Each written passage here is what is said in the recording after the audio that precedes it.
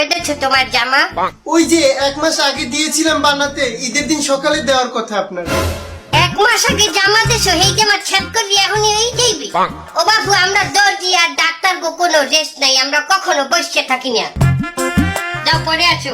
পরে কখন? তাহলে আমি ঈদে পরবো কি? ঈদে পারবো কি মানে? তুমি কি এখন উদলাইছো? আমি তো এটা ঈদে পরবে বলেই বানাতে দিয়েছিলাম। কে ঈদ কি এখন চলে যায়? আমাগো হিয়াইও না, ঈদ হইলে দিয়ে 3 দিন। তাহলে কখন দিবেন? তুমি ঈদের 3য় দিন রাত 9টার সময় আসো, যাও। ঈদের 3য় দিন রাত 9টায় যদি আসি নিতে, তাহলে ঈদটা থাকে কি? রাত 9টায় কি ঈদ শেষ হয়ে যায়? ঈদের 3য় দিন রাত 12টার সময় দেয় ঈদ শেষ হইবে। এই 3 ঘন্টা থাকে, 3 ঘন্টায় তুমি ওই কাপড় পরি হাঙ্গার আসতে টাক খাইতে পারবা বাপু। যাও, ঈদের 3য় দিন আসো, ওই দিন বলা হবে যে তোমার জামা হবে কি না হবে, ওই দিন বলবো, যাও।